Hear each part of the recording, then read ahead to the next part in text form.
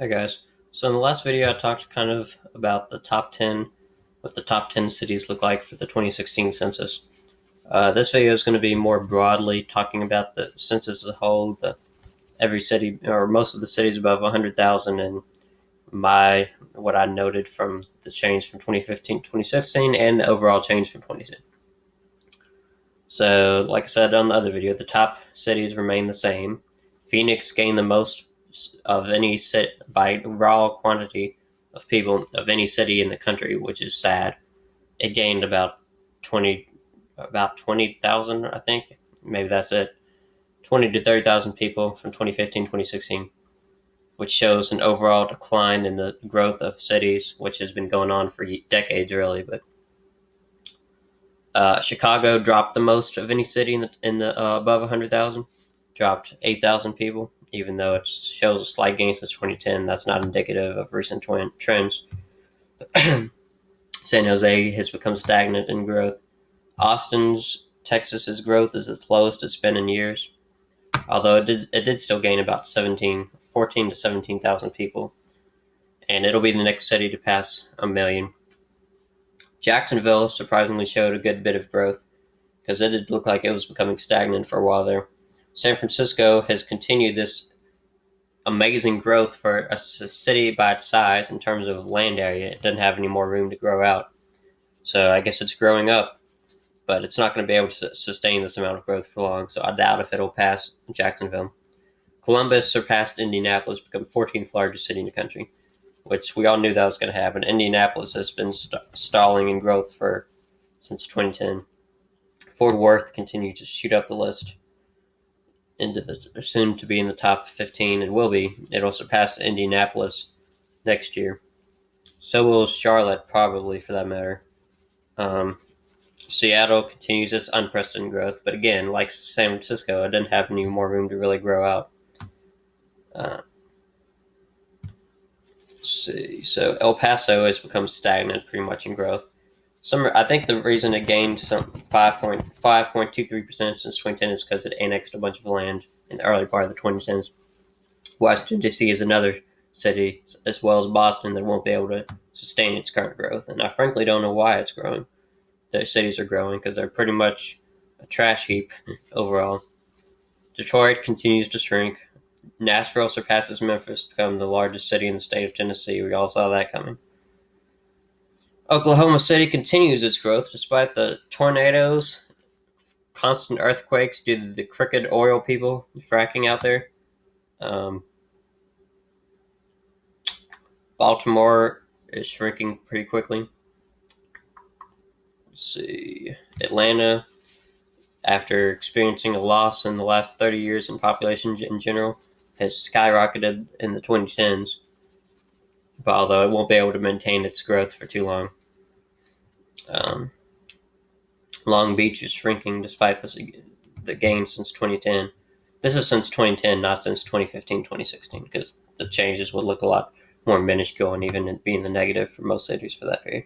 Raleigh, meanwhile, is doing the opposite of most major cities. Its population is accelerating in growth instead of slowing down. Miami, it won't be able to sustain its growth. Only reason Omaha showed a 9% increase in growth from 2010 to 2016 is because of annexation. Nobody's moving there pretty much.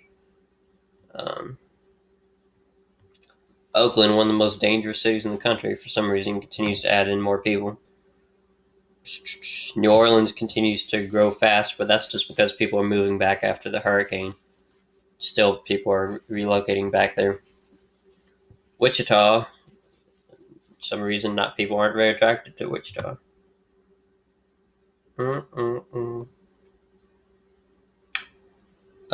This is just a quick overview, so I don't have time to really review much.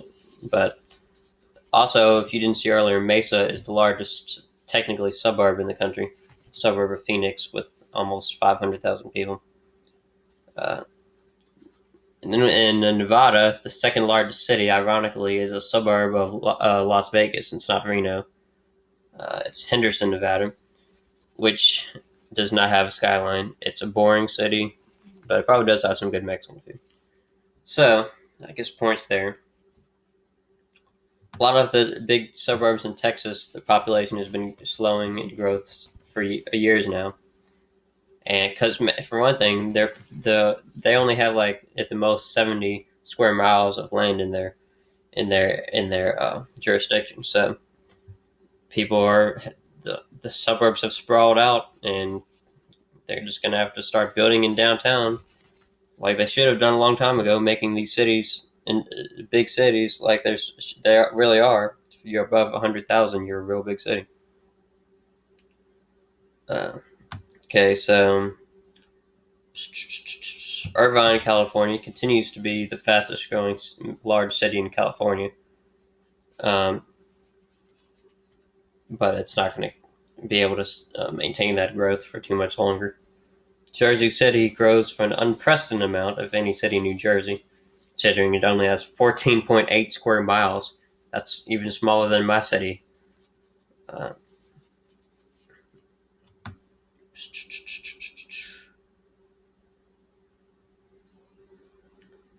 Uh, Gilbert, Arizona, its population growth has slowed down tremendously, probably because it too has reached its limits and its city limits. Um,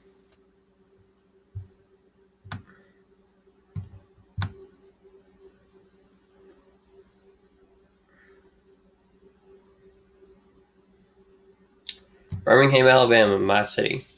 Uh, it did show, I think, a slight gain last year in population, or from in 2015, but it's lost that amount of people uh, this last year. So yeah, I'm not sure if it'll really start to grow again anytime soon. It'll probably just remain stagnant for another maybe 5 years or so. Um, Fayetteville, North Carolina, another city that's stalled out in growth for some reason. Maybe because it's farther away from like the Triad region or the uh, medical region, whatever. Um, Montgomery, Alabama, has continued to be one of the fastest shrinking cities in the country. Not sure why it waited until 2010 to become that, but anyway, it did. Um, Columbus, Georgia, has the population has started to shrink or become stagnant since about 2013. I'm guessing it annexed some more people, and that's the reason it shows 4% gain. Augusta, Georgia, another huge city by land area, but it's not attracting many more people. Shreveport has taken a nosedive since 2010. Um, Huntsville has surpassed Mobile to become the third largest city in the state. It will surpass Birmingham in about 10 to 15 years if the trends continue. Tallahassee's growth has slowed for some reason. What Tallahassee should do is consolidate with Leon County, because if it did that, the population would be probably closer to 300,000, which is more indicative of its true population. The skyline sucks, but that's a different matter for a different time.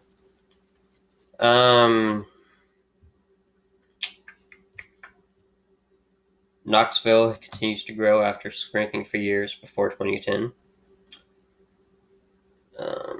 Brownsville is another city in Texas that'll be probably drastically affected by Trump's deporting of illegal immigrants.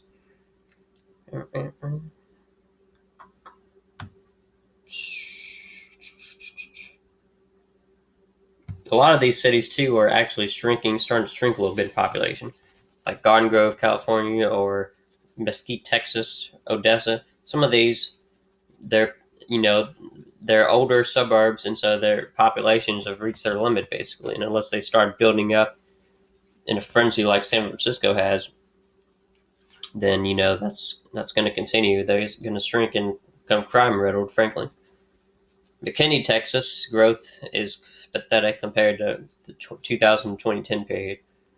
Um, like I said, you just don't see suburbs growing 100,000 people anymore. And the video's about to end, so I'm just going to quickly go through and point out a few things. Um, so Clinton, Michigan surpassed the 100,000 mark this past year.